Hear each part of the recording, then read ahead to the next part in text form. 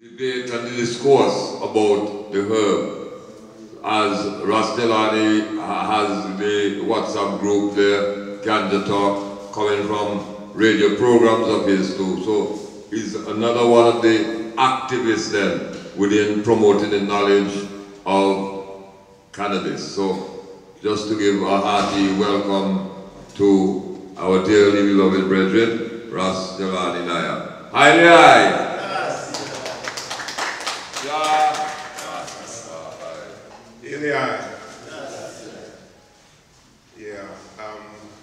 Greetings in the name of His Imperial Majesty, Emperor Haile Selassie, and Empress Ozera Mene. I am honored to speak to you on this platform, particularly to share the platform with my elders, Ras Frankai and Ras Jahlani. In fact, this trip is an interesting one because I came in with him and immediately understood that I was benefiting from someone who had much history, not just here but in the region. And I said to him, it's unfortunate, it's just the two of us and more are not on this mission with us. But we'll try and fill up the space for Jamaica, the two voices that are here. It's really hard to speak after Ras Jahlani. He is the most embedded Rastafari activist that I know where ganja is concerned. And he is the cannabis licensing authority. By that I mean that they can't pay him for what he does. He has initiated, educated, socialized, directed all of the board members, not just from his present administration, because the government changed, but he didn't change. So he has stood the span of two political parties and has had to be maintained on the board as someone that the country has to listen to. So I'm really honored to share the stage with my brother. And his international experience on ganja is far deeper than mine, but I'll share some thoughts with the congregation nonetheless, as far as what I think are some of our main concerns. Now, the politics of ganja's decriminalization, we are clear, is anchored in white supremacy.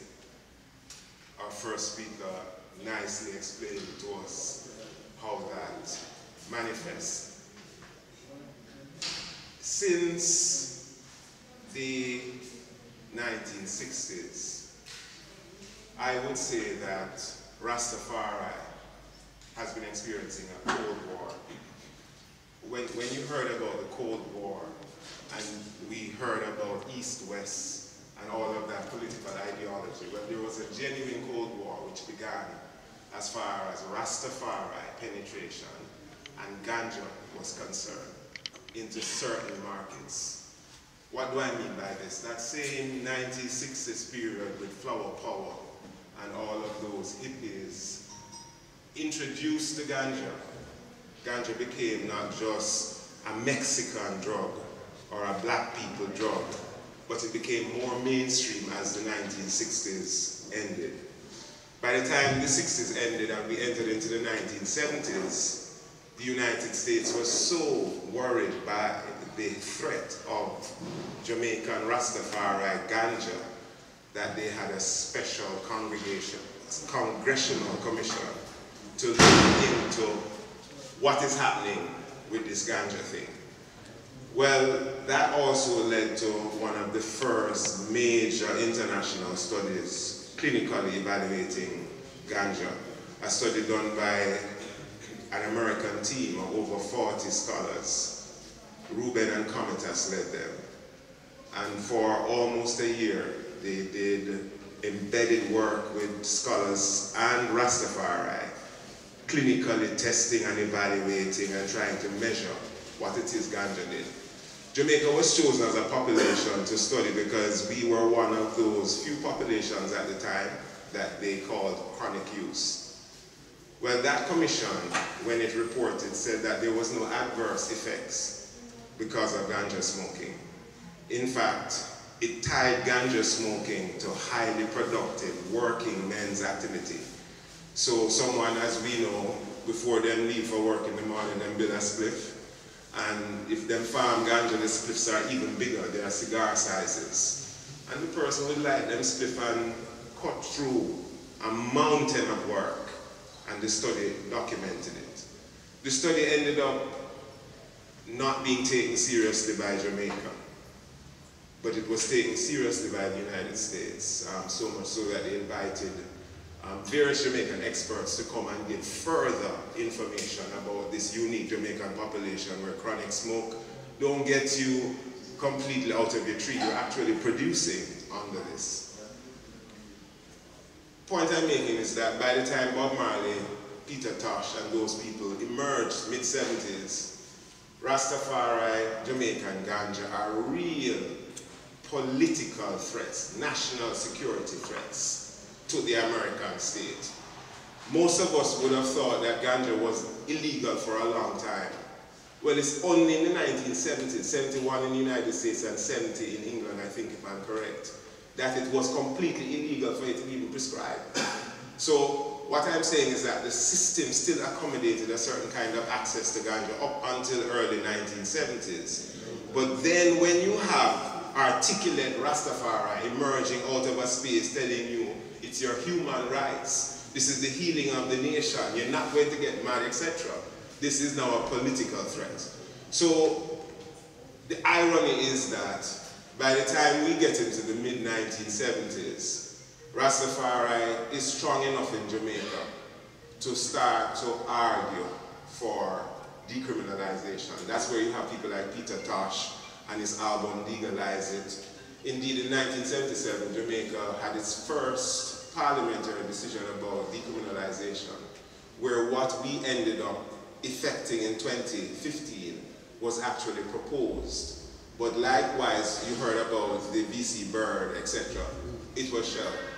Jamaica couldn't set that kind of precedent. We not enough balls or power, whatever it is that is being described as our lack of commitment to our people.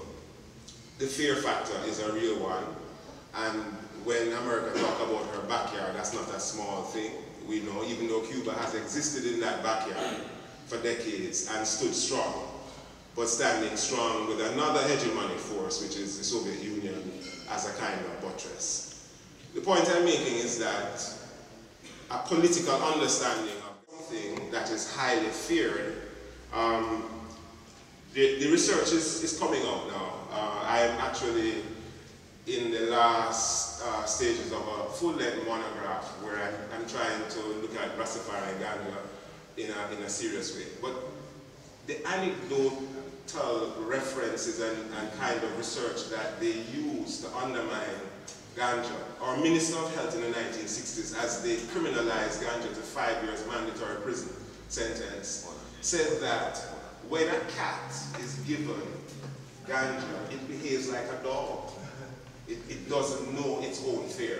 And I'm talking about a debate in Parliament, the Minister of Health offering this kind of reasoning as to why ganja needed a 5-year jail sentence. So essentially, we are looking at a tug-of-war. It's the white supremacy on one side and the rest of the society, the very base level of the people who, according to our leaders, our people are not going to be slaves anymore if they continue smoking ganja, if this is freely given to them. They are not going to take telling, and they're going to want their own. I mean, Bob Marley says it nicely in a video. You know, ganja, give you a little time for yourself. And when you get that little time for yourself, you realize, say, you don't want to be a man working for a boss man. You want to determine your own as well. So that kind of clarity, the political directorate is very, very understanding that ganja opened up the iris. Though it's not rocket science. That is why we are who we are, Rastafari. We have attributed our intellectual development as linked. Someone like Planner used to say that Ganja and Rastafari are twin brothers. You know, we both oppressed, we both persecuted, we both have an intense connection to the divine spiritual centering. And when we smoke that ganja, we knew before they discovered the endocannabinoid system, we knew that there was a lock and key effect. We knew we had receptors in our brain. That's why we talk about it as brain food. That's why we say we need something for meds, for balance ourselves. All of the language that science is now using is informed from the research that we have done. So, essentially what I'm saying is that science has understood our custody of ganja, not just as people who smoke it, but people who are embedded in a sort of lived research. So we're not talking what we do experience. You know, Ras Jahlani tell you about himself and the licensing commission. It's scandalous. The government feels proud to put people in positions that have no investment where ganja is concerned. In fact, the furthest remove you are from it is the better they think it is, because you're coming in with an objectivity. Well, admittedly, under IRV's guiding, we have a few gems in the CLA. He has been able to really work with what he has been given. And we know we have people from the people who are committed to the people within that agency now. But the point I'm trying to make is that our own intimate connection and research has never really been taken seriously. And now that science has caught up with our fullness of understanding, here now is the next thing, another planner. We call it polite violence. Here is the polite violence. We're going to decriminalize ganja, and we're going to industrialize medical cannabis. Is there a difference? All right. So medical cannabis, as far as they're concerned, is one prescribed by a doctor with certain kind of standards that we are clear about. Overs? So me and you who would develop our intimate relationship with ganja, you take a one puff when you're 15 or you're 14, and you and your brethren then continue to share a spliff until you can sit up and understand the ritual of a chalice. We've eliminated that now because a doctor can tell you how much your dose is, and the doctor, who know in your body, can monitor that and its effect on your body, right? Because this is what the medical ganja now prescribes. What they say is that the dangers that ganja have are contamination, we understand, pests and mold and a range of things that you don't want particularly sick people to have. So here is where they've gone further. The CBD is what they're saying is the medicine, and the THC is the drug that Rasta wants. And so they have disembodied the plant. It's not the full spectrum now. You take a half of it, and then the rest of it you're suggesting is unfit for our consumption. What this has meant is that a particular strain developed in the United States, Charlotte Web, which is good for epilepsy, Stanley Brothers patented, is the patent that you will need to buy now. You understand what I'm saying? Your lamb's bread or your Wadadley local strains are not that significant in this medical market. We are really interested in you buying some seeds which we have GMO manufactured and reduce the THC, increase the CBD, and we say good for epilepsy.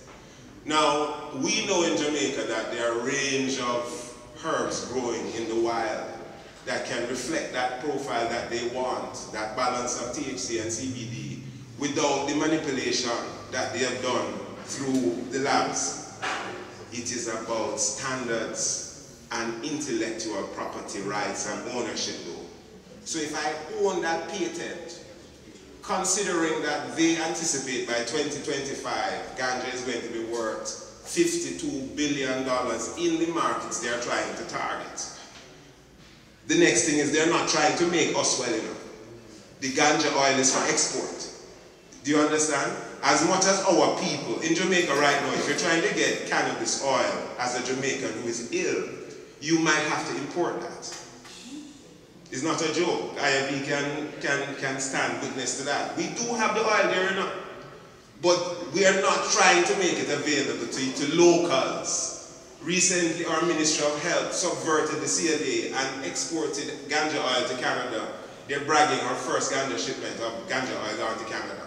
So we are interested in curing the white Europeans in Canada and United States and all across Europe with this medicine that we say is so good. And we haven't begun to think about our populations, where we are importing the synthetic drugs from Hungary to cure the same things, you know. It's the same, very same things we are trying to cure with the synthetic ones that we get from Hungary. So, we are in a peculiar position. Our time has come in a sense, but they are trying to take what is ours away from us. A part of it in Jamaica, you hear, say, Rasta, you're really serious about this, you know. This is now business, and it will require business-mindedness. So, I'm going to go and smoke in the sacrament, you know, we try and arrange things differently. Well, I agree with Ras Jahlani. We have to command all the industry. We have to step up in the science and the structure. All of the fullness. We're talking about catching up. The catching up is a political language, because what catching up means is catching up with indoor technology, catching up with light-fed ganja, catching up with GMO seeds, catching up with their standards. That's what catching up means, you know. And our politicians give us this. The ship is leaving you. The boat is going to miss you. They have not looked at our local industries yet. There has been no comprehensive local research on the Jamaican industry. The government of Jamaica commissioned an international consultant, BOTEC. That has been the key major study informing the directions that we have taken as a country. We haven't talked to anybody really. When we legislate and people didn't like it, there were some town hall meetings that we had. And the idea is now that we're trying to, as I have told you, we didn't get it right. You know, and part of our investment here is to ensure or hope that someone gets it right. So far, we like what we are seeing in Antigua, you know. I think that that level of partner approach, conversation, even if it's lip service, we have not been given that lip service. In 2003, I don't know if you're aware, Paul Burke said we should apologize to all the people we have criminalized. Headline in the paper, right? His same administration was able to decriminalize ganja and no apology came.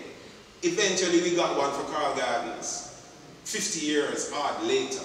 So I don't know if it's that we have to wait on when people are rolling in ganja wealth and so and you know, Rasta is still disallowed to have trade for sacrament and whatever, that somebody finds it morally correct to offer us an apology and restorative justice.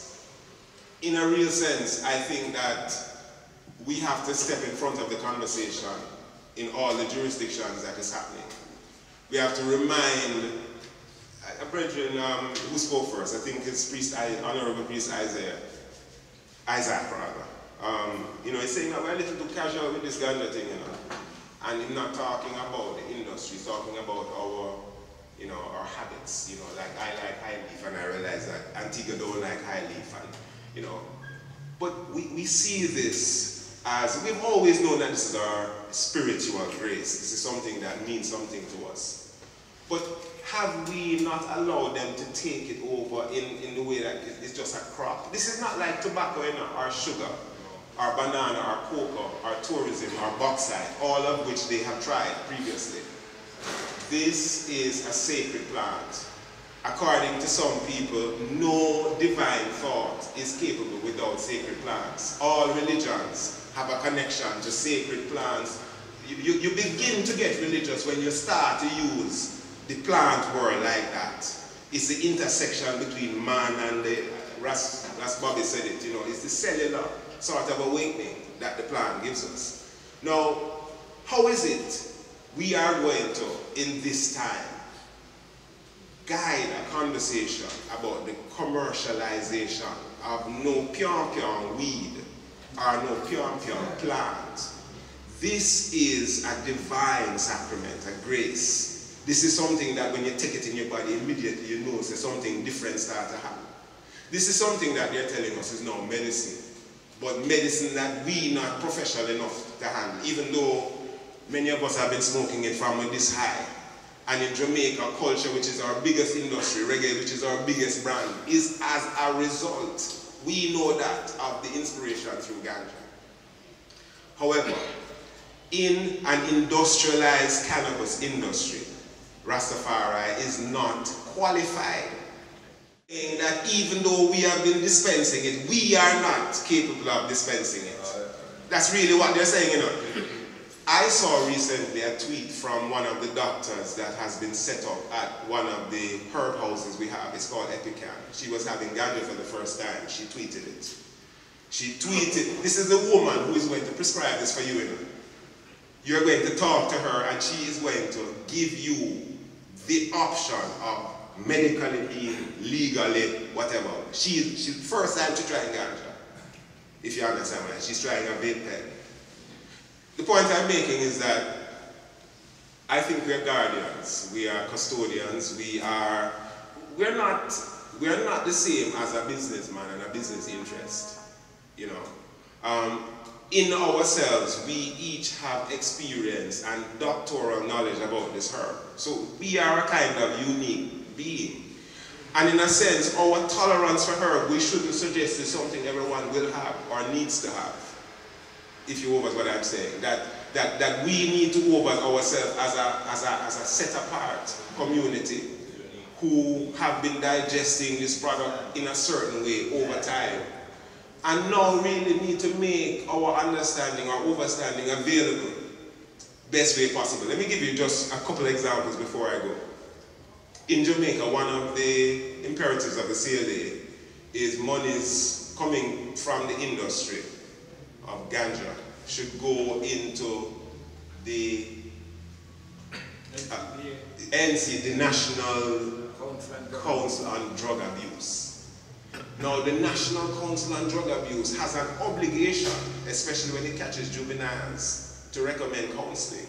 Those counselors don't look like us enough. I am a man who is in a herb camp every day.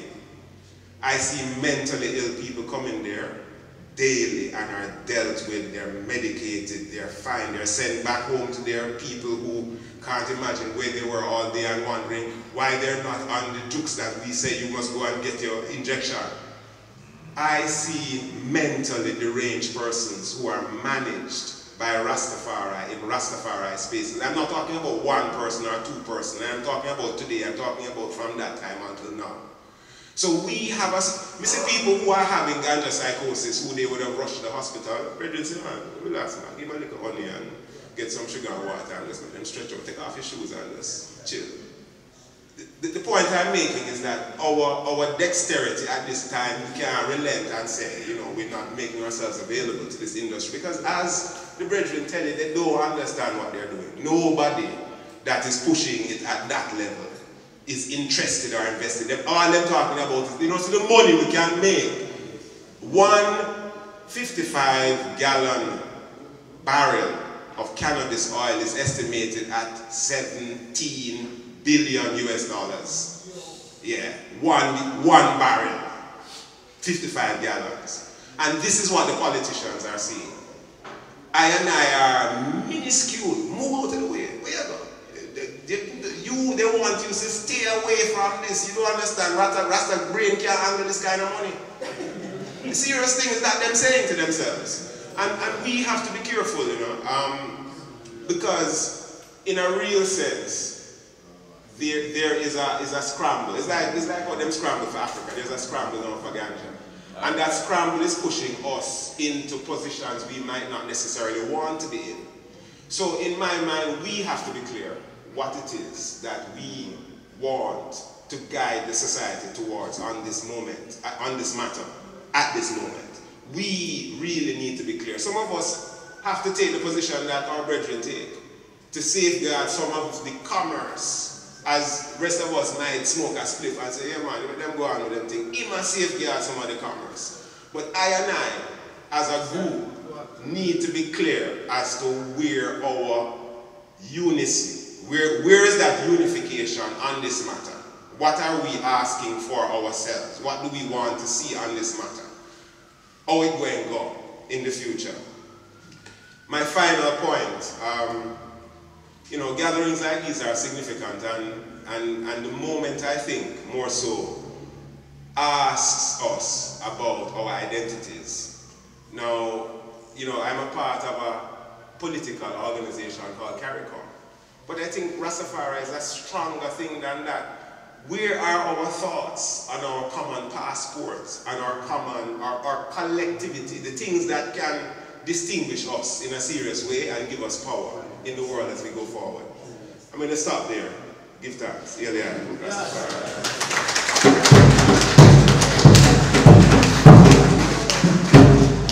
Haile Selassie Jah.